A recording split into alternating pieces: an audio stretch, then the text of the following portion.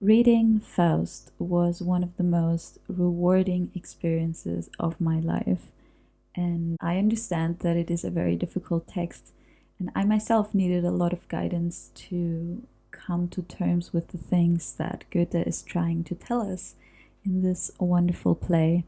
So I'm so happy and excited to be passing on this knowledge to you today, and hopefully make this work more accessible to, readers whose mother tongue maybe isn't German, or is German, but I think German literature is often overlooked in a kind of global context. So I hope to do that in this video. I was really happy to see all the lovely comments on the last video about 10 tips on how to read Faust. I didn't expect that it would get so many views, so obviously there is an interest in this, so I'm here to answer the call and try to interpret this work, which makes me quite nervous, to be honest, because I tend to be nervous in proportion to how important I think a work is and also how much it means to me. And, Goethe's Faust might be just the pinnacle of both of those. So, yeah, let's see where it goes. I'm going to be working from the David Luke translation that is available in Oxford World Classics. Again, if you've watched a video on 10 tips, you would know that. And I also have my very beaten up German copy with me because I do want to read some passages to you in German as well. I always think it's lovely to hear the original as well, even if you don't understand it, right? That's fine. But there's something about the rhythm that is very revealing. And actually, if you don't speak German, you might pick up on things that are just in the structure or the rhyme or the rhythm of it that might be not so obvious to German speakers. So yeah, this is my copy that is falling apart. Literally the one that I got when I was 16 and we had to read it in school. So let's get into this sublime text.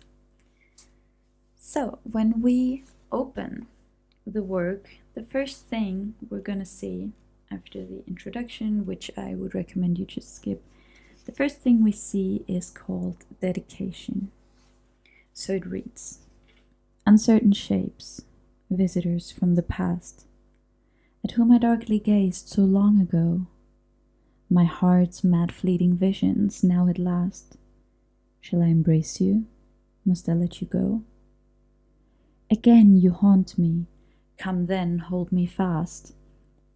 Out of the mist and murk you rise, whoso, beseech me with magic breath restore, stirring my soul, and youth, lost youth, to me once more." Alright, so as you can see, this dedication is only 1 page long and doesn't, in a way, belong to the main text. So what is Goethe trying to do here? When he says uncertain shapes, visitors from the past, he's talking about the characters in Faust that have been with him since his teenage years. So, as you might know, Goethe started writing Faust when he was a teenager. There's an Ur-Faust version, and he only finished at the end of his life.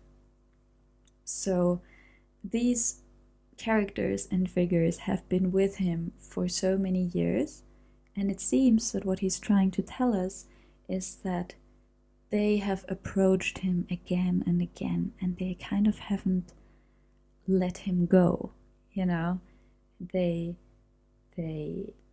They imposed themselves on him so that he had to keep writing.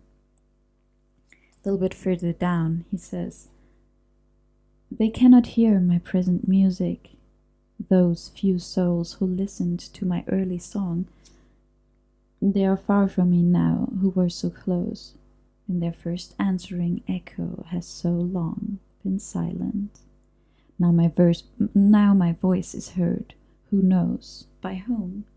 I shudder at the nameless throng, applauds it, and they living still, those friends whom once it moved, scattered to the world's ends.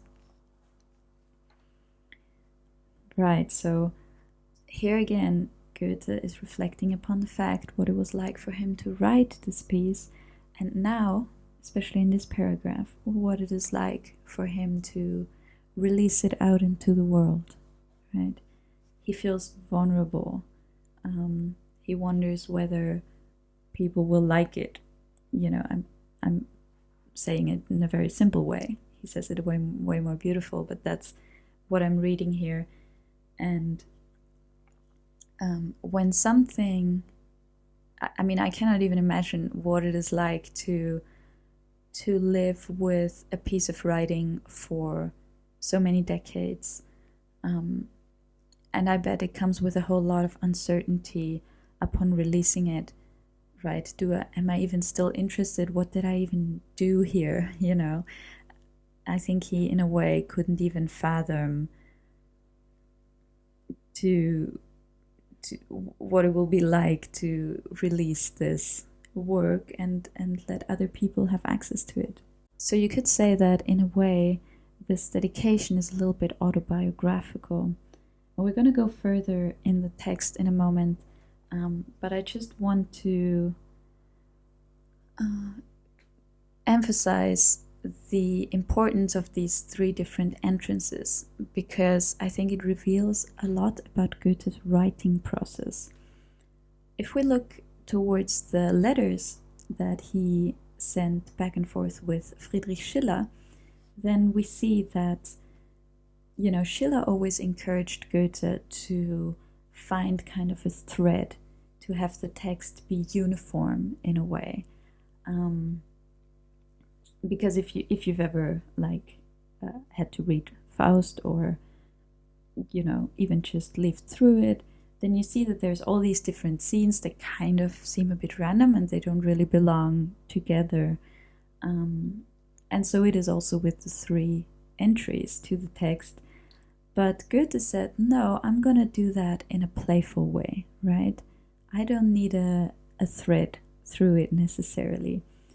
And that is what he's giving us in his work, essentially, is many different perspectives. And yeah, that is just truly what makes Faust wonderful, in my opinion. And the lines with which he closes off the dedication give me goosebumps every single time. I think it really shows his humility as a writer, his dedication to the work, and I feel like it's a very direct, straight gaze into Goethe's being. So line 29, it says, I tremble, and my burning tears flow. My stern heart melts to love again. All that I now possess seems far away, and vanished worlds are real to me today. Ooh. Okay, so he's trembling, right? He's trembling in front of the public, in front of his own work. His tears flow and his heart is melting. And what he seemed to possess is far away today, and vanished worlds are real to me today. It's so beautiful. I want to read you those few lines in German, just because they're my favorite. Ein Schauer fasst mich, Träne folgt den Tränen, das strenge Herz, es fühlt sich mild und weich. Was ich besitze, sehe ich wie im Weiten, und was verschwand, wird mir zur Wirklichkeit. Before we move on, I would just like to quickly give credit to Petra Urban, who really illuminated the importance of those three different entries to the text here.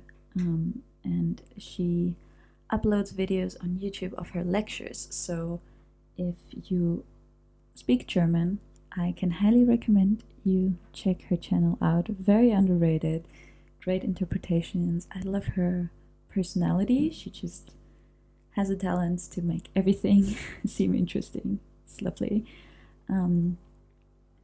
Yeah, and she really emphasized this fact that, you know, these 3 different entries to the text probably helped Goethe in a way to keep writing. Because if you are a writer, you might know writer's block, you know, or how difficult it is to come back to the same text again and again. And I think he tried to illuminate his work in different ways for the public, but also in a way to himself. So as we turn the page, we see the second entry, which is called Prelude on the Stage. And there's 3 different people talking to each other in this prelude. The director, so the one directing the theater, the poet, so the person who wrote the play, and the clown. So in German it's also called a funny person or the actor, actually. And the essence of what we see in this prelude is the different views on theater. And these 3 people discuss what a piece of theater play should actually do, you know? What are we doing here? Like, what is the aim of this play? Who is it for? And the director's opinion is quite simple and clear. He says it has to make a lot of money. So that happens when a lot of people come. So the director says,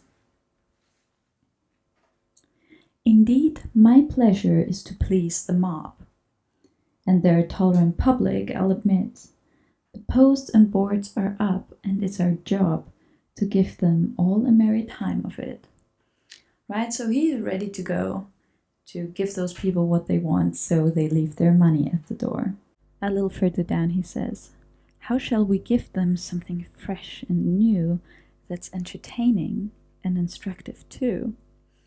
Right, and I cannot help but think of our current internet culture with fast content when I read this, you know, where everyone who is creating content is basically asking themselves this question of how shall we give them something fresh and new that's entertaining.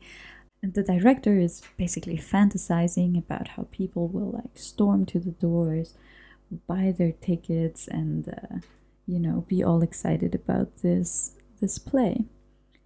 But then the poet comes in, and he has a very opposite view to the director. Of course, the poet wants to see his piece presented respectfully and artistically, right? Authentically genuine. To him, it's about the art and about honoring that. And he's very put off by the director's emphasis on entertainment and money. And he basically says in the first line, don't remind me of those shallow people, you know. In German, that's a lovely, lovely line. Oh, sprich mir nicht von jener bunten Menge, bei deren Anblick mir der Geist entflieht. Yeah. So he says that his spirit is leaving him on when he only thinks of those shallow people. So do not remind me of that motley throng, spare me the sight of them, our spirits fail. And he says, give me quietness where I belong, the poet's place, the stillness never stale, the love and friendship, only there our art thrives on the blessed nurtures of the heart. Deep in the soul an impulse there can flow, an early song still lisping and unclear, well formed or ill, its momentary show, too soon from time's wild crest will disappear. Often unseen and darkly it must grow, reaching its ripeness after many a year. Okay, absolutely beautiful musings on art and poetry and how it is made. And then the very important 2 last lines. What glisters is the moments, born to be soon lost, true gold lives for posterity. Okay, so what glisters? So if we keep focusing on the superficial, if we do not go deep, right? That the things that glister, that sparkle in the moment, they're not made to last for eternity. Yeah.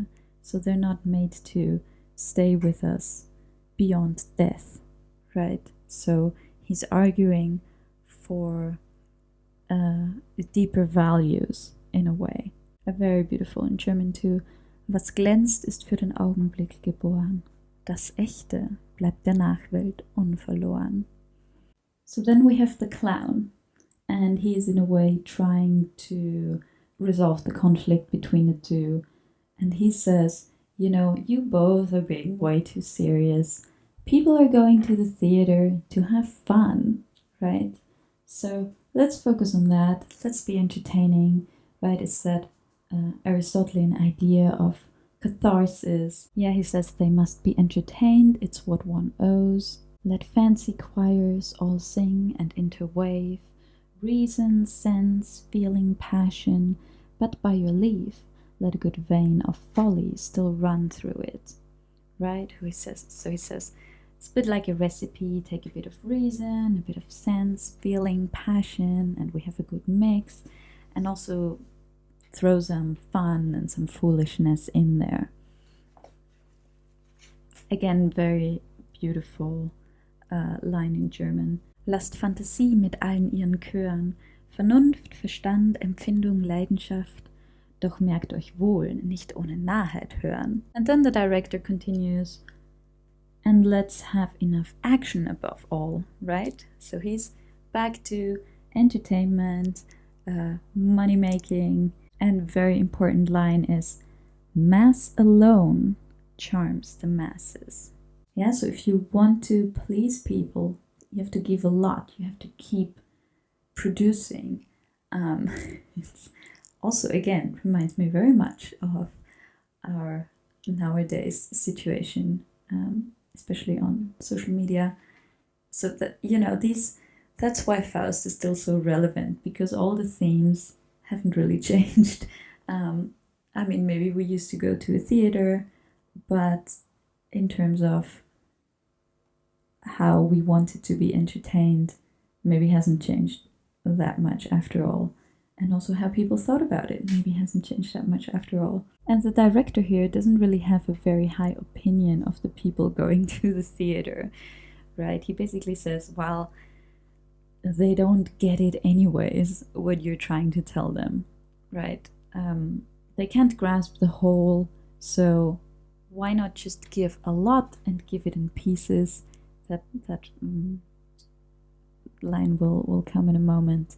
And so at least we can make some money, they can have some superficial pleasure, and we're all happy. And of course, the poet again complains about that view. The director says, look who you're writing for. Like, look at those people coming in. They're not trying to get what you're trying to tell them. So he says, such a reproach offends me not a whit. My aim is our success, I must adopt the proper method of achieving it. What tool's best when there's soft wood to be chopped? Consider who you're writing for. They come, some of them from sheer boredom, some arrive here fully sated after feeding, others again have just been reading the newspapers, God help us all. Right? So they're out for shallow forms of entertainment anyways. And he says, why do you dream your lofty dreams of art? Half of them have no taste and half no heart. One will be looking forward to a game of cards after the play, another to a night in some girl's arms. Poor foolish poet, why invite your muse to toil for this? Make it your aim merely to give them more, give them access. It's such a hard job to amuse them that your best plan is to confuse them. Do that, and you'll be certain of success. And the poet is done with this conversation and merely says, leave me and find some other willing slave. Yeah. I'm not gonna give in to that. Yeah, he says, songs burst forth from me, a harmonious whole, engulfs the world and draws it back into his soul. Some absolutely stunning lines. I would implore you to spend some time over those. Again, describing what the poet, the artist, is doing with what he's finding in the world, how he takes the whole and rhythmically divides it, digests it in a way, and gives it back. Absolutely beautiful. I'll read you a bit in German because it's just, it's so nice.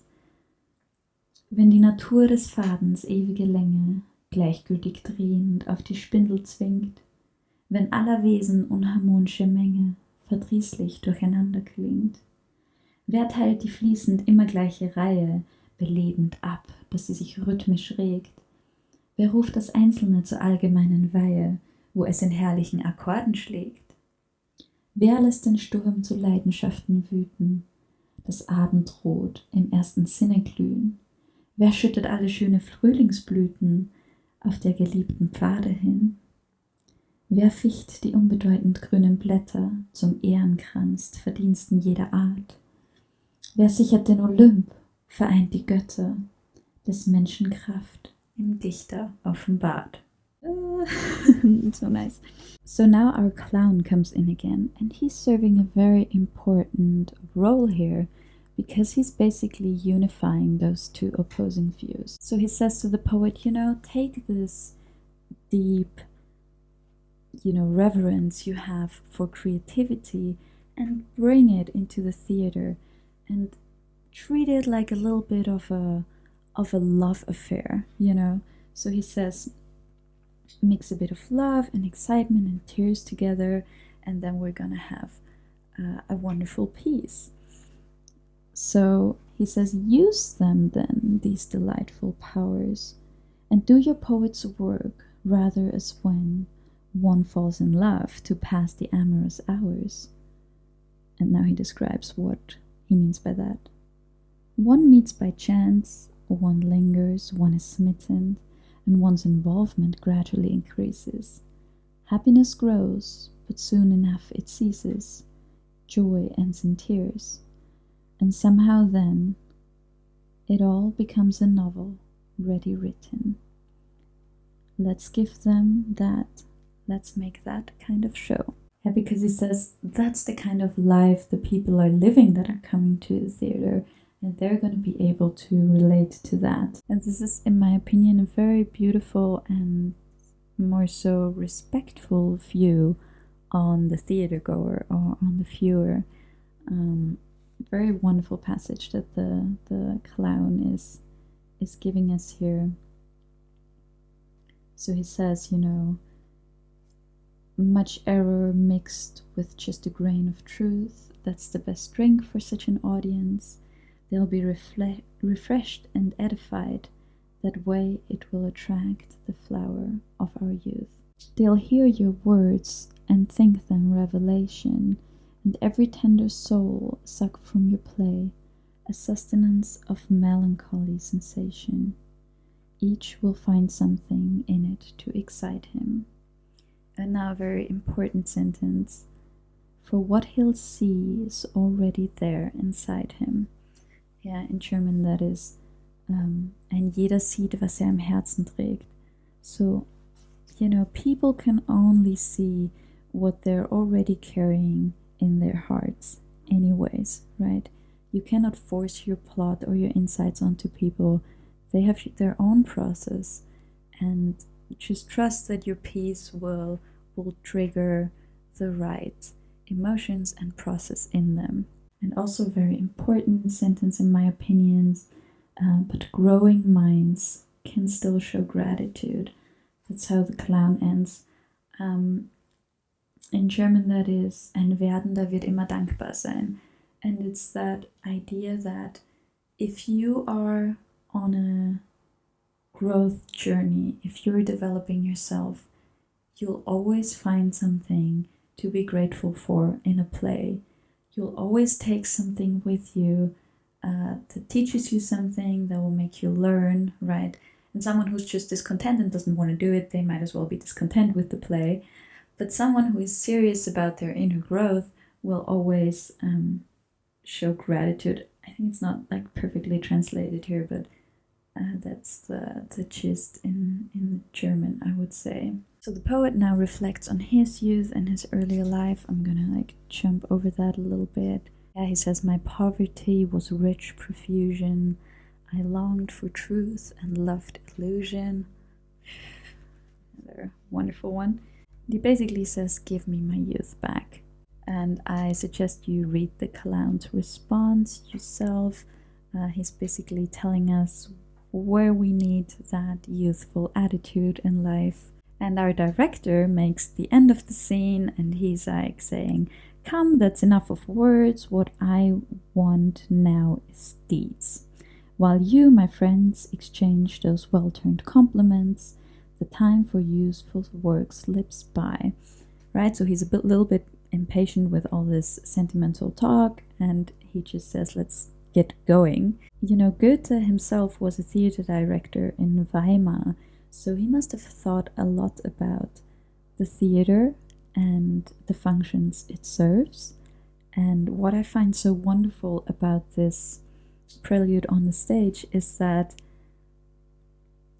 you can't exactly tell which of the three would be Goethe's opinion because he's weighing them up quite nicely. And I think here his many perspectives just come through again, because in the way they all have a point, right?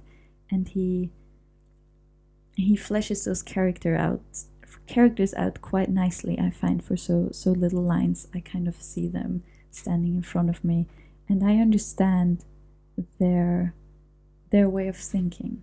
You know, the economic view on theater and the artistic one and the cathartic one. So the last paragraph of the director is, on German stages, as you know, no doubt, producers like to try things out. So make sure now we have machines and plenty of spectacular scenes. Use the sunshine and moonshine lights. Use starlight, we have stars galore. Water and fire and rocky heights, and birds and animals by the score. Thus, on these narrow boards, you'll seem to explore the entire creation's scheme. Again, wonderful, compact definition of theater and art, right? Thus, on these narrow boards, the narrow boards that make up the theater, right? The stairs, the stage, you'll seem to explore the entire creation's scheme. Beautiful last two lines.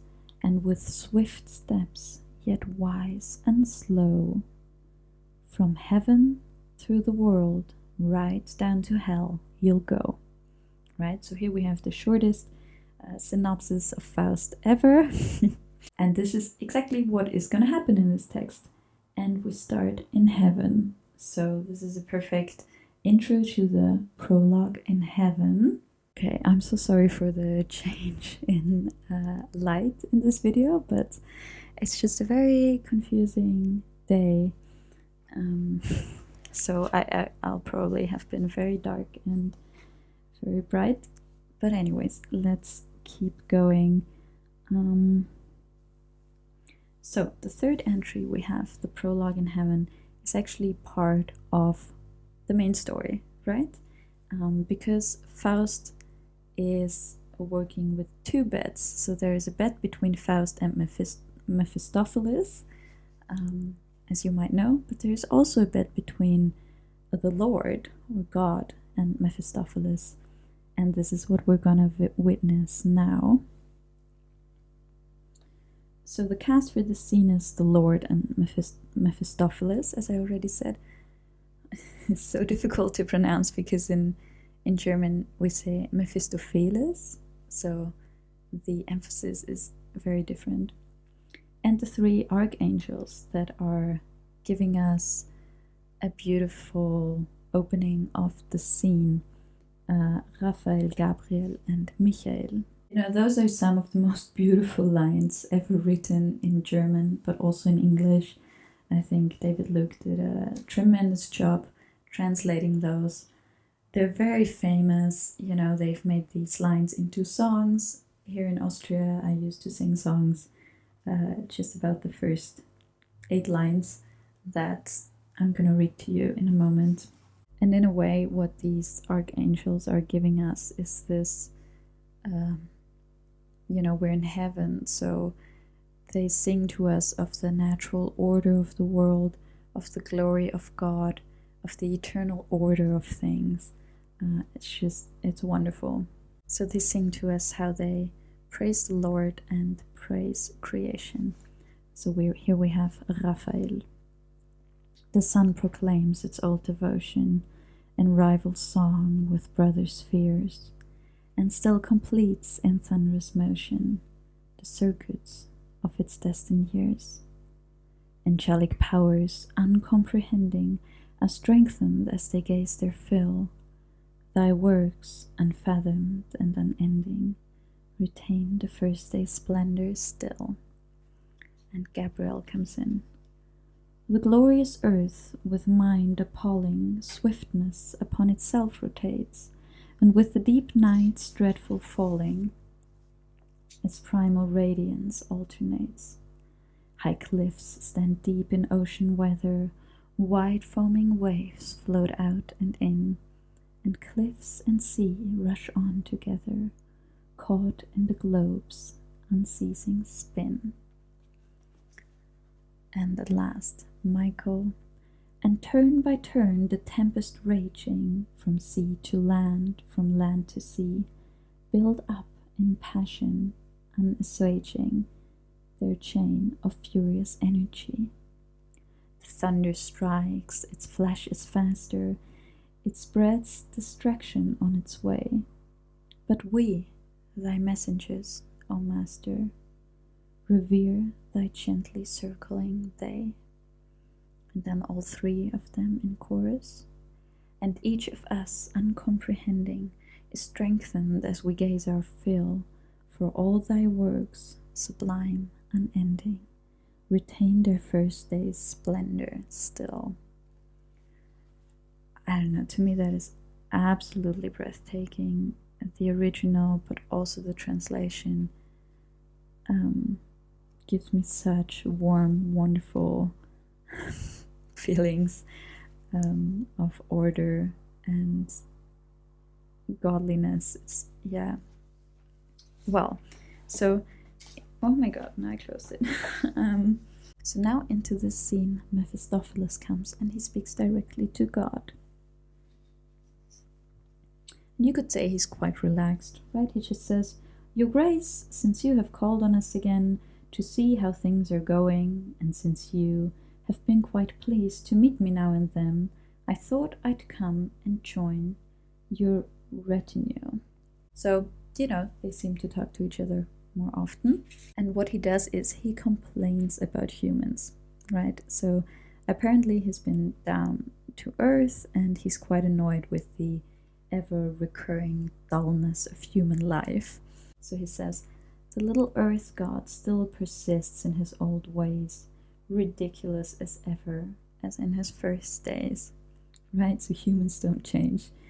And then he says something very important to the Lord. He says, he'd have improved if you'd not given him a mere glance of that light of heaven.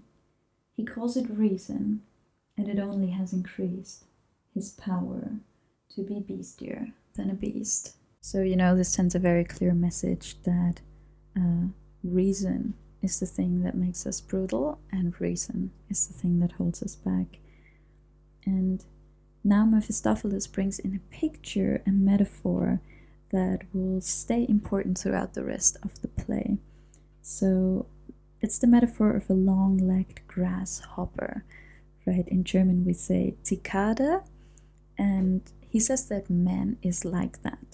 And if you look at a grasshopper, you see how it continuously is like jumping, you could say trying to fly, trying to go up, but inevitably it always lands down in the grass again.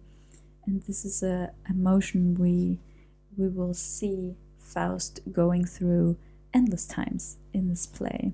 And in a way, I think we all do. He says, He is, if I may say so, sir, a little like the long-legged grasshopper, which hops and flies and sings its silly songs, and flies and drops straight back to grass where it belongs.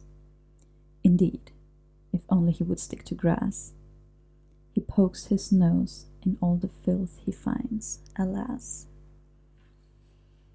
Okay, so very, Mephistopheles is quite witty and ironic. It's actually really fun. I think it comes out a little bit here. It comes out even better in the German version. So Mephistopheles thinks that humans are sad characters for, trying to make themselves big, and they should just stick to the grass. And the Lord says, "And that is all you have to say? Must you complain each time you come my way? Is nothing right on your terrestrial scene?" And Mephistopheles says, "No, sir, the earth's as bad as it has always been." And Mephistopheles just complains that he basically has nothing to do, right? He says, I really feel quite sorry for mankind, tormenting them myself's no fun I find. Right, they're tormenting themselves well enough. What should I, poor devil, still do? I'm bored. And what's interesting now is that actually it is the Lord that brings up Faust. And he says, "Do you know Faust?" Mephistopheles says, "The doctor, do you mean?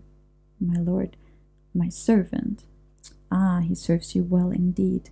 Right, so they both know him. And now we get the first description of Faust. So Mephistopheles says, yeah, he knows him. Ah, he serves you well indeed. He scorns earth's fare and drinks celestial mead. Poor fool, his ferment drives him far. He half knows his own madness, I'll be bound. He'd pillage heaven for its brightest star, and earth for every last delight that's to be found. Not all that's near, nor all that's far, can satisfy a heart so restless and profound. So here we get our first description of Faust, a man who wants to have it all. Yeah, that is Faust. Nothing satisfies him. And the Lord says, "He serves me, but still serves me in confusion. I will soon lead him into clarity. A gardener knows one day this young green tree will blossom and bear fruit in rich profusion." So the Lord wants to bring him to clarity soon, but Mephistopheles said, "If I may be his guide, you'll lose him yet. I'll subtly lead him my way, if you'll let me do, so shall we have a bet." So Mephistopheles, the devil, wants to deceive Faust, right? He wants to bring him off the right track, so to say. And what is quite comical is that the devil actually has to ask for permission. It's funny how the Lord brings in Faust, maybe to take his boredom away, take the devil's boredom away, his own boredom, to challenge him. I don't know. What do you think? And many things are quite funny about this scene. Also that the devil obviously seems to regularly converse with God and seems to be part of, the godly plan is to have a devil in there. And the Lord allows it, he says, "He lives on earth, and while he is alive, you have my leave for the attempt. Man errs till he has ceased to strive." Right, that is a very important line. So he basically says, when humans live on earth, you can do whatever you want with them, but once they're dead, they will be saved. And that man errs until he has ceased to strive very much reminds me of that Buddhist idea of not striving, exiting the wheel of samsara. I don't know, I've thought about this small sentence very, very often for many years in my life, and I wonder how it applies to my own life on a regular basis. That maybe striving is suffering, and the illusion of contentment when reaching a goal, and that contentment inevitably goes away, and and the blindness that we're caught up in when we do that. Yeah, so let's sum up the situation. So they're basically betting for Faust's soul, right? Who gets it when he dies. And Mephistopheles then tells us that he prefers a challenge, right? He doesn't like to deceive dead people or weak people. So, Faust kind of is a good challenge to him. And we have a beautiful passage in the end where the Lord basically says that he has enough faith in humans to not say yes to the devil. Well, go and try what you can do, entice that spirit from its primal source, and lead him, if he's not too hard for you, to grasp on your own downward courses. And then, when you have failed, with shame confess, a good man in his dark, bewildered stress well knows the path from which he should not stray. And Mephistopheles says, no doubt it's a journey anyway. I'll wing my wager without much delay, and when I do, then, if I may, I'll come back here and boast of my success. I'm gonna leave you to read the last few lines on your own. I think now you know about what the scene is. And after this, we actually go into the first part of the tragedy and we meet Faust. I'm gonna leave it at that for now and do that in a future video. Thank you so much for listening. I hope it somehow illuminated the text to you, even just a little bit. If you did, it would be lovely if you leave me a comment. I would, especially if you're coming to Faust for the first time, let me know how it sits with you, how you like the poetry, if you do. If you have any questions, I always love to read your thoughtful comments. I really feel like I have the kindest people on YouTube here. So yeah, I hope you enjoyed it. And I'll see you again soon. Bye bye.